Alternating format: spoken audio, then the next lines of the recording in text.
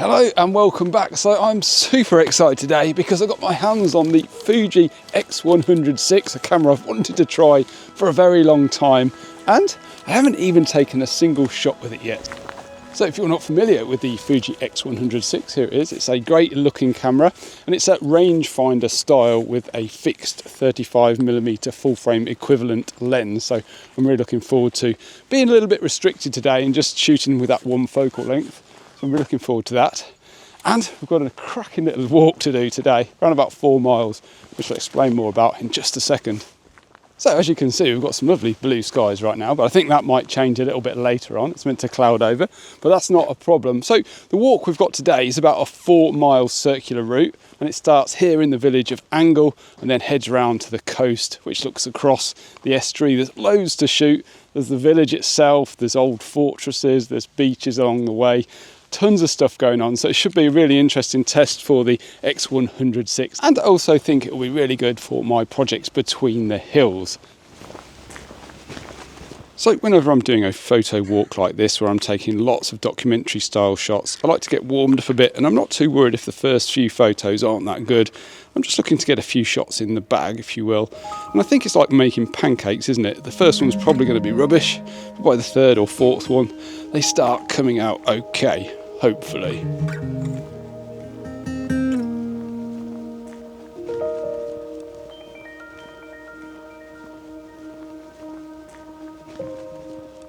So I'm taking a few shots, nothing really caught my eye just as yet, apart from that very interesting garden back there. So just thought I'd wander down this little side track to see if there's anything down here. And oh wow, now this is very interesting. So basically what we have here is a set of boats moored up in this marshland here, which is pretty cool. And then just beyond that, we've got the Valero oil refinery.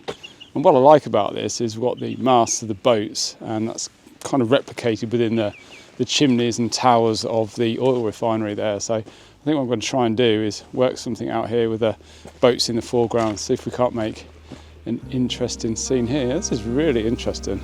Absolutely wonderful.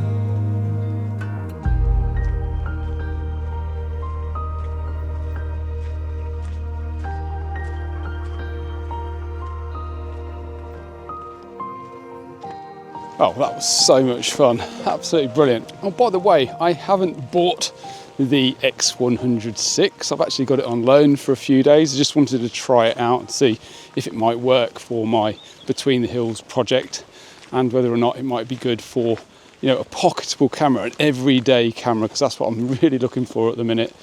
And I'm absolutely loving using it. Absolutely brilliant.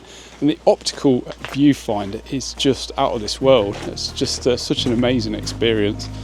Really, really nice. Great to see the histogram there, and just to be able to see things as your eye sees it. It's so bright, and yeah, just brilliant.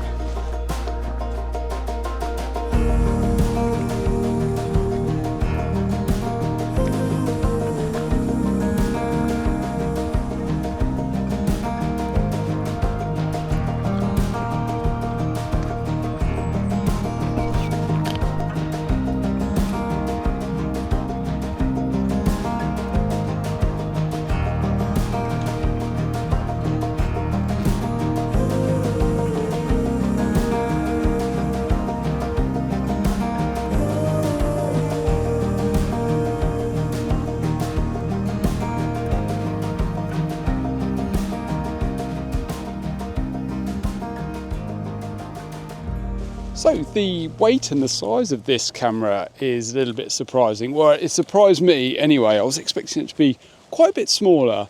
and quite a little bit lighter as well. But that being said, it does fit inside my jacket pocket quite well. If I didn't have the jacket on, I think maybe if I had like cargo trousers on or something like that with a large pocket on the side, I think it would fit in there as well. So it kind of does tick that box, although it is a little bit bigger than I was expecting. Ooh, what a lovely day. And we've got the distant sounds of gunfire in the background as well, because we're not too far away from the Castle Martin firing range, and it does sound like they're having a bit of a practice today as well. So it's a very interesting walk. There's lots going on, quaint little villages, little harbours, power stations. And around this side is where we're likely to see a lot of ships as well. So it should be quite an interesting second part of the walk, I think. I just wanted to take a moment to talk about my photography project, which I've been mentioning quite a lot on my newsletters and also in the community posts here on YouTube. And I just want to talk about that just a little bit before we move on to the next location. And yeah, I've been thinking, I really wanted to create a project where I can get out there and take lots of photos, documentary style, and just enjoy the art of taking photos, really. Because I think landscape photography is quite challenging, isn't it? It's not the easiest genres of photography. You know, you need to spend a lot of time out in the field, you know, finding locations, waiting for the light, waiting for those, you know, moments of amazing weather or whatever it is, you know, and we don't take that many images. Well, I certainly don't. If I take 3 images on a day out, I think I consider myself having done quite well.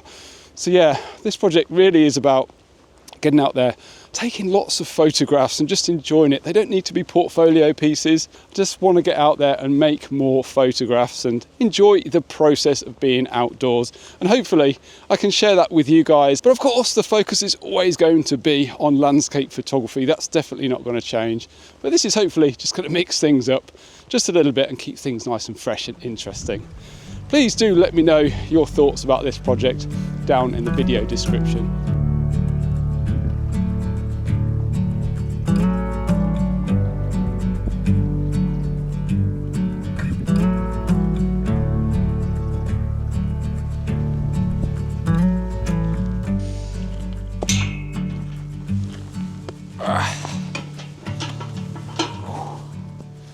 Well, I'll have to sit on the floor. So while I'm eating my sandwiches, hope you don't mind me just plugging my ebook on landscape photography composition. So if you're looking to improve your photography composition or are looking for some inspiration, my book has over 120 pages and is packed full of little tips and tricks and real world examples, from finding photo opportunities to working with colour and light. I'm sure you'll find it handy, and it's a PDF document so you can store it on your phone as well, making it the ideal field companion. So if you fancy checking it out, the link is down in the video description below. So I've been having a little play around with the Fuji X100VI while I've been eating my sandwiches, and I've noticed it's got a built-in ND filter, which is absolutely fantastic. Now, I don't see why, now we have the technology to do it, why all cameras don't have this going forward, because I think it's such a valuable tool. So if you're just getting into photography and you don't own a set of ND filters and you're thinking about buying a camera, if you buy a camera that's got built-in NDs, essentially you're saving yourself quite a bit of money, aren't you? So, you know, the other week when I was over across the river there and I was using the Nissi Jetmag filters, which are fantastic, by the way, they're 350 quid. So if that's a purchase you don't need to buy and you can have them built into your camera, essentially you can take 350 quid off the price of the camera, you know, if you are looking to pick NDs up, of course. So yeah, I think going forward, I think all cameras should have built-in ND filters. So Fuji, if you are listening by any chance, XH3, XT6, built-in ND filters, please. That'd be very, very nice. All right, let's move on.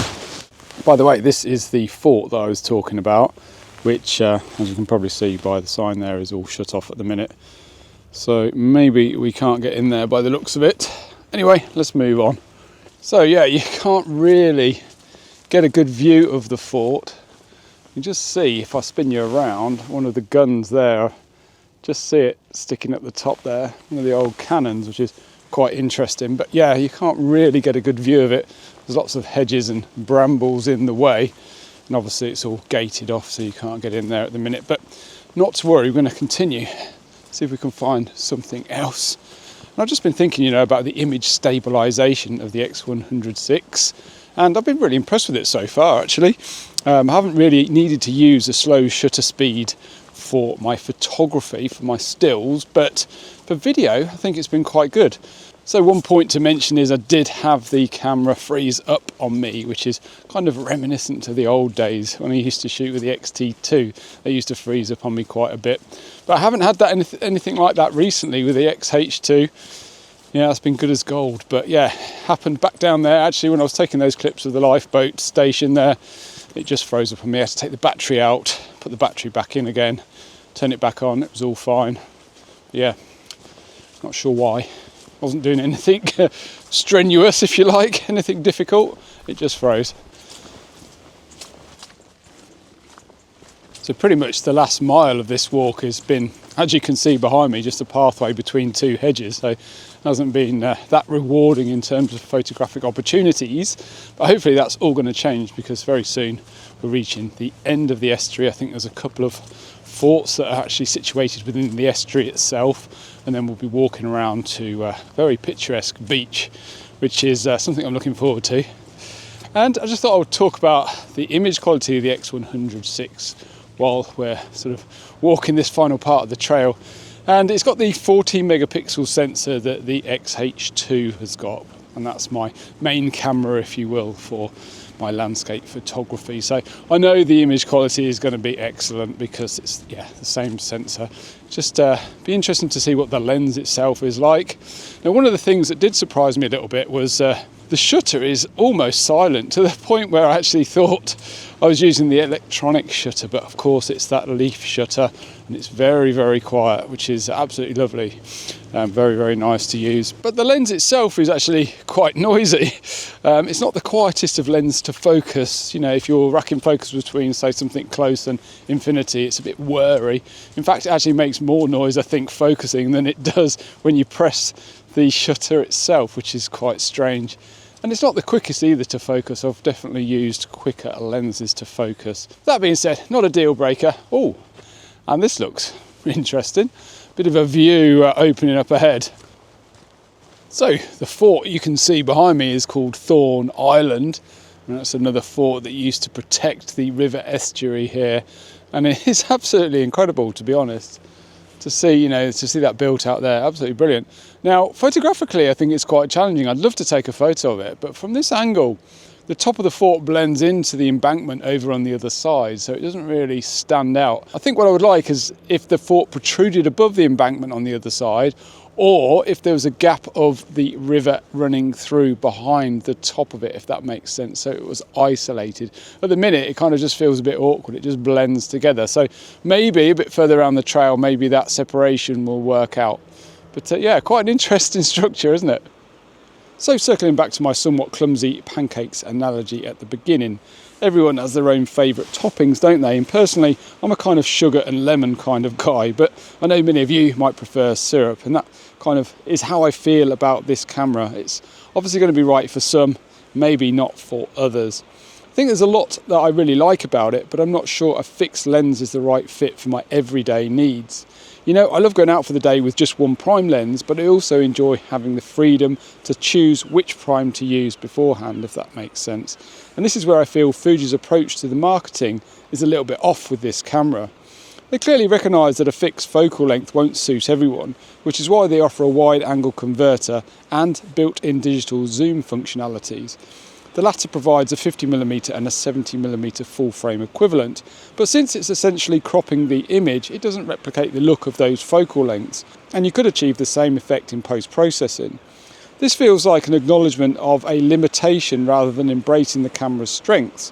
Why not just own the fact that it's a 35mm and let that be its defining feature?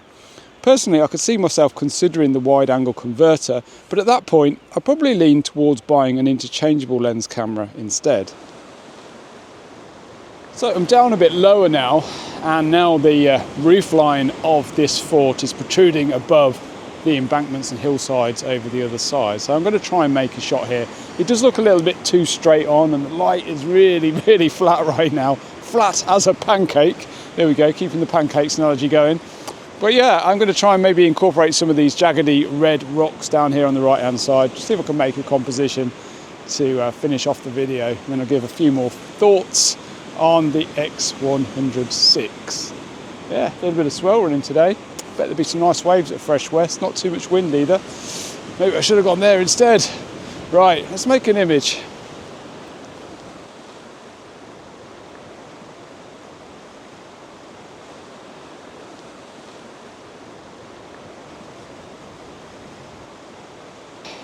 So I don't think the image there with the fort worked, but it's an incredible structure and definitely something that I might want to return to at some point under better conditions. Now, I guess I've touched on a few positives and negatives about the Fuji X100VI today, haven't I? But you know, these are just my findings. It's just subjective, and it's all based around my personal needs and requirements for an everyday pocketable camera. So please make of it what you will. I've got to be perfectly honest, I've thoroughly enjoyed using it. The user experience is fantastic. I love the ISO dial, it's absolutely brilliant. You just pull it up and just twist it around. It looks absolutely fantastic and it's a joy to use. The optical viewfinder is absolutely stunning. I just wish every camera had one of those. Absolutely brilliant, and yeah, there's so much to like about it. So much so, it could even tempt me into splashing some cash and picking one up. Anyway, I think because the light is fading, that's going to wrap the video up. I do hope you enjoyed this week's video. If you did, please be sure to check out the one that's up the top here. And if you would like to support the channel and learn more about landscape photography composition, then why not check out my ebook, which is up there and also down in the video description.